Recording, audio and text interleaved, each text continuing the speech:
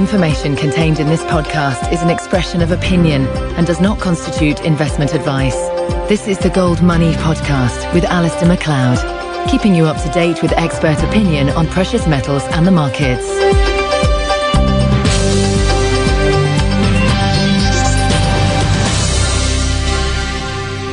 Hello, this is Alasdair Macleod on behalf of the Gold Money Foundation. And on the line from Scottsdale in Arizona, I'm very pleased to have Charles Goyette, who is the author of the New York Times best-selling book, The Dollar Meltdown, Surviving the Impending Currency Crisis with Gold, Oil and Other Unconventional Investments.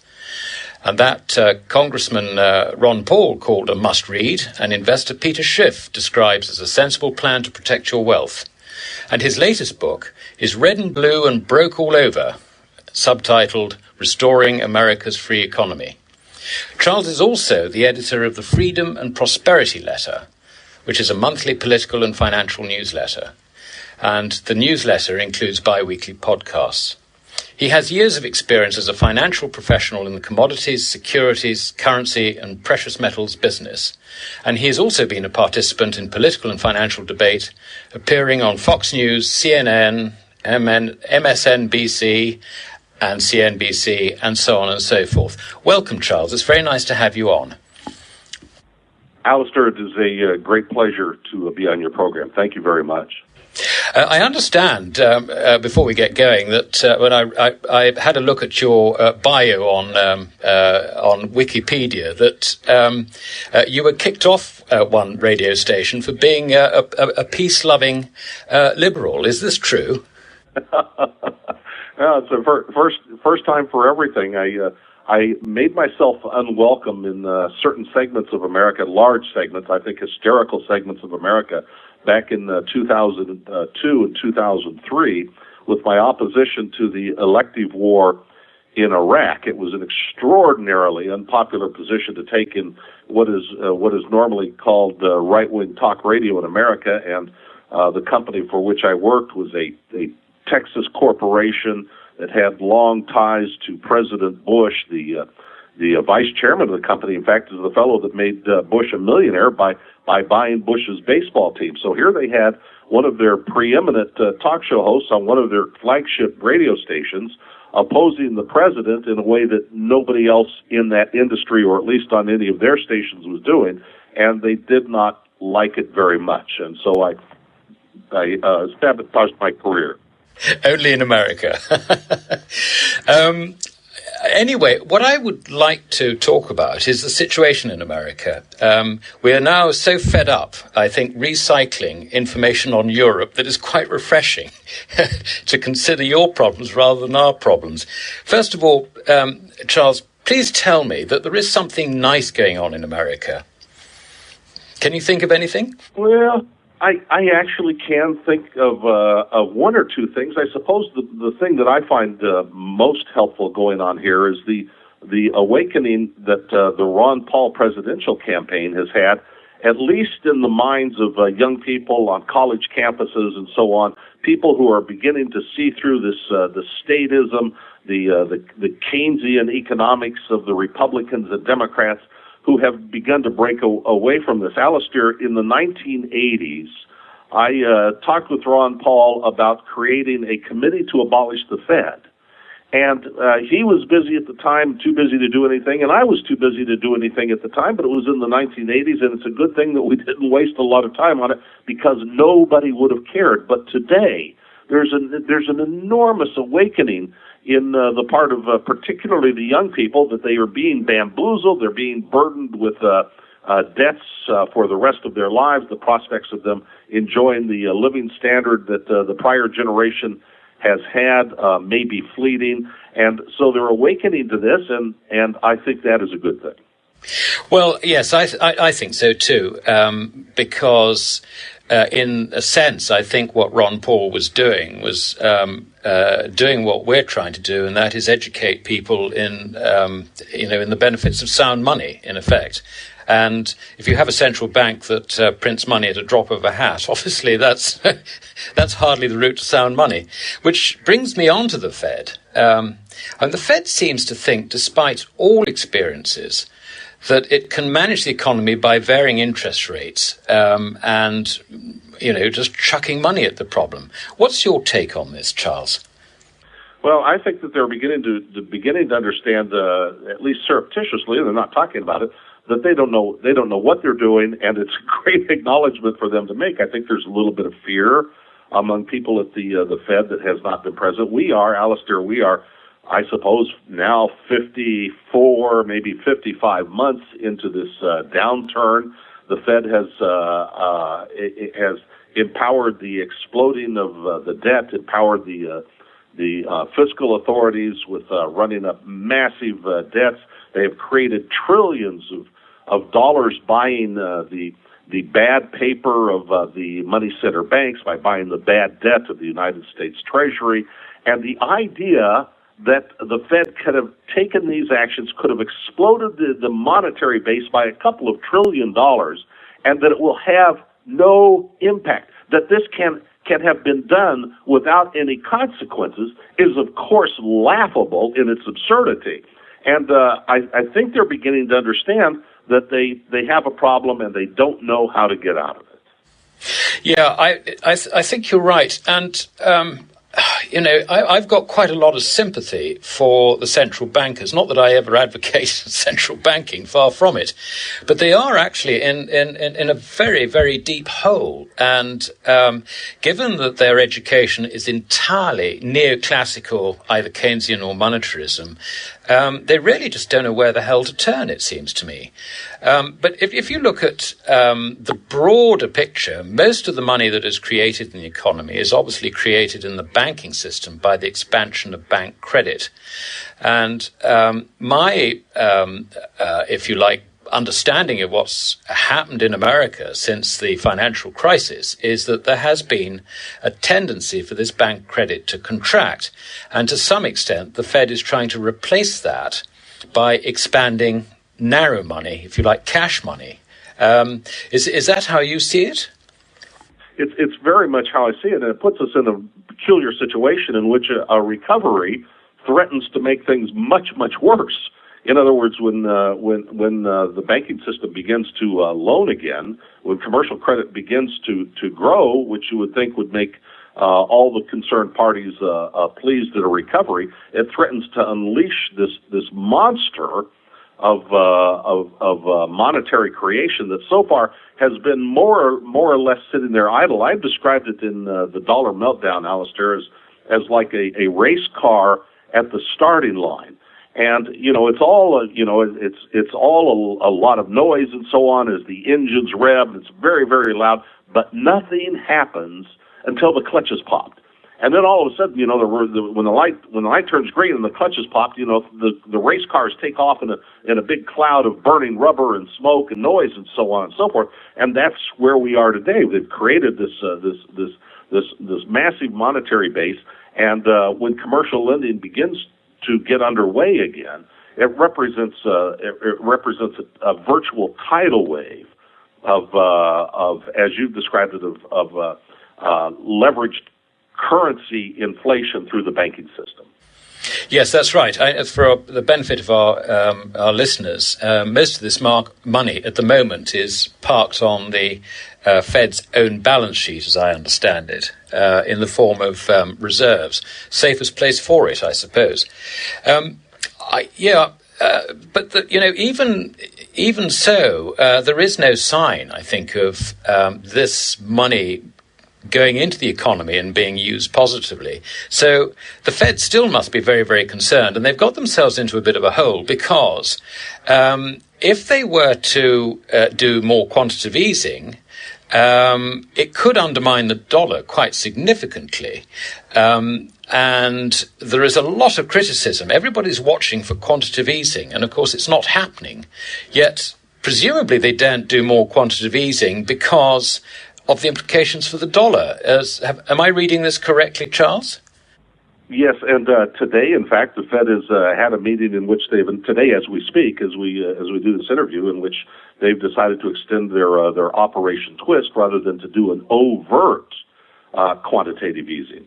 But my view is that they're basically monetizing debt virtually every day. I mean, the Fed, China with $1 trillion in U.S. Treasury debt holdings is second to the Federal Reserve, which holds, as I recall now, about $1.6 trillion. The difference being that when China buys U.S. Treasury instruments, when China loans the government money, they do it with real money. They took real resources and real human labor, and they made real things that they sold to real people. They earned a profit on it, and they invest that money into our treasuries. When the Federal Reserve buys treasuries, and now at these extraordinary levels of $1.6 trillion, they are funding the government with money that they just created out of thin air that morning. And so this continues to go on. But as far as the massive, overt, in the open quantitative easing three that many on Wall Street had expected, it has not materialized for now, which underscores my thesis, I think, that there's a little bit of fear on the part of the Fed that all of these things that they have tried have been ineffective, that they have a tiger by the tail, and they simply don't know what to do. Yeah, that's certainly the feeling I get. I was interested in your contrast between China actually putting in genuine savings into treasuries and when the Fed doing it, actually printing money to do it. Put another way, I suppose, on the one hand, you've got genuine savings going into it, and on the other hand, you've got the destruction of savings, because printing money is just destroying savings. Surely this is not a way to getting any sustainable economic recovery going in the States. What's your view on this savings question? Yes, of course, growth comes from savings. We listen in this country to a depressing extent to Republicans and Democrats alike, presidents alike who look no further than the next quarter and their next election prospects, that encourage Americans to spend, make the current numbers in the current quarter look good, consumer spending is good, without any realization that it's savings that creates prosperity, that nobody ever spent their way to prosperity, that it's savings that create prosperity. But this is the heritage of 75, 80 years of Republicans and Democrats and their Keynesian nonsense in this country. And so we have spent ourselves into a situation now in which there are only two roads, in my view, before Americans right now, and those two roads are: how will we manage the default? The debts are so massive, the visible debts of $16 trillion, but that's only a small part of the picture. The hidden debts, the iceberg portion of the iceberg that is below the waterline, that is invisible and threatens the crack up of the ship of the state, it can be estimated at, I think conservatively, at $120 trillion. They will never be paid. And so the question is, how will the state default on these debts? It will destroy the currency in either event, but it can default in a slow and very painful, grinding manner of a prolonged inflation that destroys not only the currency over a few years, but destroys all of the capital markets. It destroys the fabric of commercial trust that makes capitalism and prosperity work. They can do that, or we can have we can have a confrontation with reality in which we acknowledge that the debts cannot be paid. We can with the candid confrontation of reality, we can. It's amazing the dynamic of a free economy in the face of reality to restore itself, to right itself. And I cite examples of this in the book Red and Blue and Broke All Over. The Depression of 1920, my friend Tom Wood said nobody ever heard of the Depression of 1920 because the economy was allowed to be free of interference and to right itself immediately. Post-World War II in America was the same thing. The Keynesians said, you millions of men coming back, we have to have huge government jobs programs, deficit spending, so on and so forth. We had none of that. We cut federal spending by almost 2/3 over the course of a few years, and the economy boomed. And then, of course, there's the wonderful example of the German economic miracle after World War II, in which the government interference in the economy and prices and so on was abandoned, and Germany blossomed in a way that I wish that we could today. So the choices before Americans now are really whether we will have a candid confrontation with the nature of reality, or whether we will drag this thing out for years. Either way, the U.S. dollar is a broken and failed currency. I think that's very interesting what you've just said. I mean, if I can go back to the 1921 recession, that was the time when soldiers were returning. There was no work for them. There was a very sharp recession, and they raised interest rates at that time to purge the economy of malinvestments. I mean, it's an extraordinary thing to do. But what happened was that it actually got the thing turning round very, very quickly. And then you had a wonderfully healthy economy in the early 1920s. And if I remember correctly, not that I was there, but from what I've read, Calvin Coolidge, who was president at the time, said that if he had left a legacy, it was that he didn't interfere at all. And, that's such a contrast with the current situation. And you mentioned Germany as well. And that's one of the bees in my bonnet, because what the Germans have done post-war is they have not interfered with people's savings. And the result is that you have got the necessary capital for great depth, if you like, in manufacturing capability. And so I think your two examples there are absolutely spot on. Looking at the U.S. debt, you reckon there's about 120 trillion of on balance sheet and off balance sheet. That is a huge number. Now, I think I'm right in saying that quite a number of commentators believe that the way in which this can be handled is through financial repression. But financial repression might be able to deal with a sort of, the 16 trillion we've got, and, as long as the state and other muni debt doesn't fall over, and as long as government guarantees don't get called, without the net present value of future liabilities, which presumably makes a large part of that 120 trillion, financial repression can't deal with it, surely. No. And you're right to suggest that there's much more than unfunded liabilities and to cite government guarantees. The Pew Research study came out the other day about all the promises made by state governments and local governments across the United States with respect to pension payments, pension for retired workers and health care. And of course, there's a shortfall there that can be measured in $1 trillion plus, student loan guarantees. It goes on and on. All of these things are the result of the Republican and Democratic politics of the United States, in which politicians make promises to get elected. There is no cost to them in making the promises to college students that you borrow money from the bank and the bank will be happy to loan it to you no matter your prospects when you get out of school, because the federal government will guarantee that they will be paid back. There's no cost to the politicians to make those promises. They only get the applause and the approval of people that avail themselves of those loans. And of course, the school administrators, the education bureaucracy approves it too, because it fattens their wallets. But eventually there's a day of reckoning for all of these sorts of promises. And so we have trillions in guarantees in real estate guarantees, pension guarantees, bank guarantees, education loan guarantees, retirement guarantees that we're not even really considering when we talk about $120 trillion in hidden debt.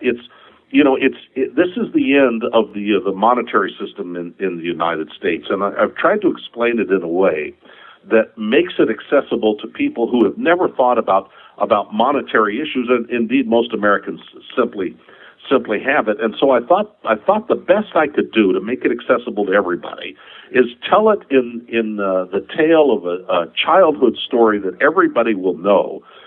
And it's the story, Alasdair, of the Three Little Pigs, a story that everybody knows. But in this case, it's told in reverse, and it has a moral to the story. And originally, the American people lived in a solid house that was like a brick house. It was made of gold. It was a gold standard, solid brick house that they liked very much.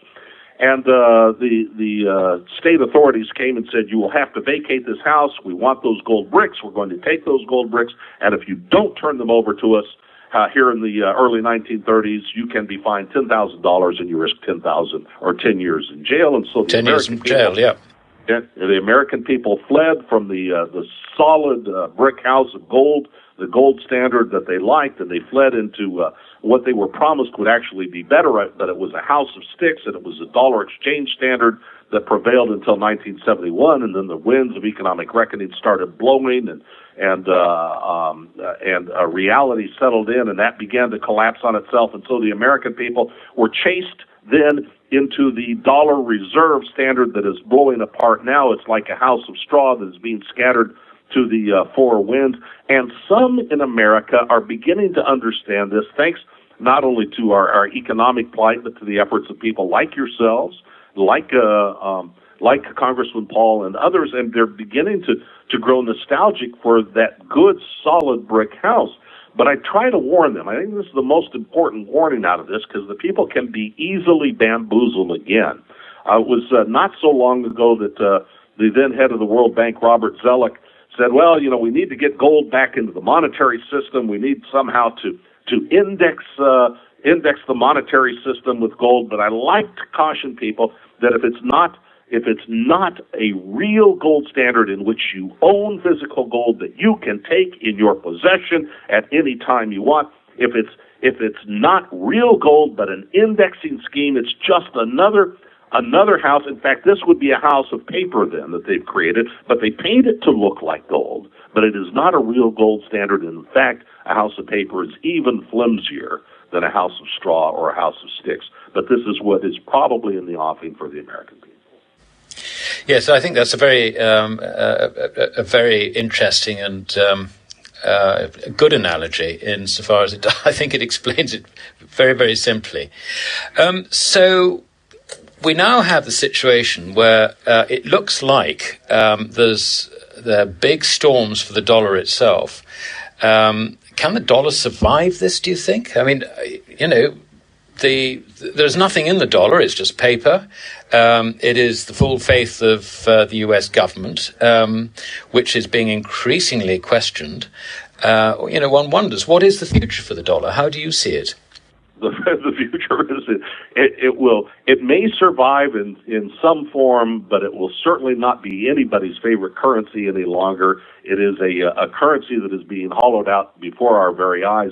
The pace will accelerate, and I have warned my readers to use the European debt crisis as an object lesson, so that they can benefit as they watch this sovereign debt crisis unfold in Europe. They can apply the lessons to the United States, and I think there are three takeaways from it. First of all, the problem is always bigger, as it is in the United States, much bigger than the conventional wisdom acknowledges. You have, boneheaded calls. Ben Bernanke told us the subprime crisis was over in 2007. Moody's Investor Services said a couple of years ago, 2.5 or 4 years ago, that anybody was concerned that the Greek government may be exposed to a liquidity crisis was misunderstood the situation. All of these things, conventional wisdom never acknowledges the depth of the problem. That is a lesson from the European travails that applies to us in the United States. Secondly, the solutions that are advanced by the governing classes are inadequate to this problem, and we have been through this drama in Europe of the European Central Bank and Greece and Spain, and so has been going on for years now.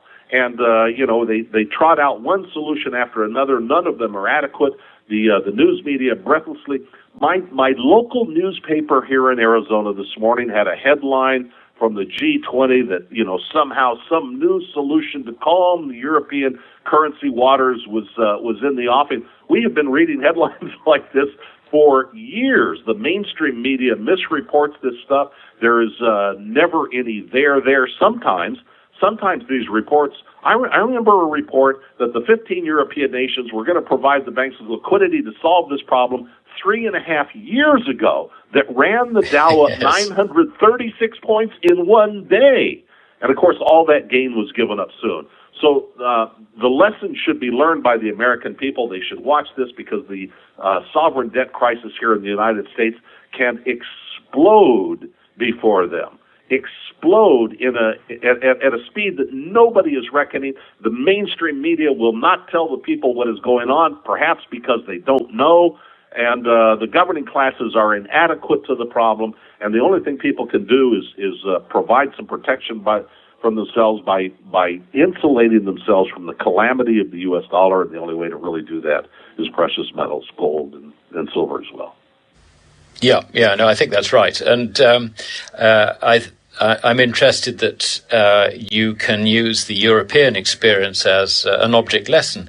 I think the only difference between the two is perhaps one which isn't all that favourable as far as the dollar is concerned, and that is that your government, or rather its agent, the Federal Reserve Board, are free to trash the currency as a short-term solution to any problem, real or imagined, whereas the Europeans don't actually have that facility because the ECB is a separate entity. It's responsible to the politicians, obviously, because at the end of the day, every central bank is, but it's not responsible to any particular little group of politicians like the Greeks or the Spanish or the Italians. But Charles, this has been a fascinating interview, and I'm very, very grateful that you took time out to speak to us. And where can our listeners find you on the internet? Where do we find the Freedom and Prosperity Letter? Do you just Google it, or is there a website? Probably the best place to go is to charlesgoyette.com, and you'll be forwarded immediately to my new book and a link as well for the Freedom and Prosperity Letter. If you'll go to charlesgoyette.com, that's spelled Goyette, charlesgoyette.com. By the way, Alasdair, I have to tell you my great respect for your organization, not only the foundation, but Gold Money as well. I see a real threat to all of our prosperity and livelihoods in the offing, having to do with the collapse of the payments system. Nothing happens if there is not a payment system, a viable payment system in place. And, the destruction of a currency is sand in the gears of commerce that makes reliable, particularly in the presence of the legal tender laws that we have in the United States. All of this threatens to bring commerce to a halt at enormous cost to our prosperity. And it's Gold Money provides a wonderful solution to this threat to the payment system. Yes, I think a lot of people who have used the Gold Money facility are worried precisely about that point. Going down this route, unless something changes, there is a distinct possibility that when you go to use the ATM one day, nothing will come out of it. And, at that point, I think ownership of precious metals, which you referred to earlier, is something that you'll heave a sigh of relief that you actually decided to take out a little insurance.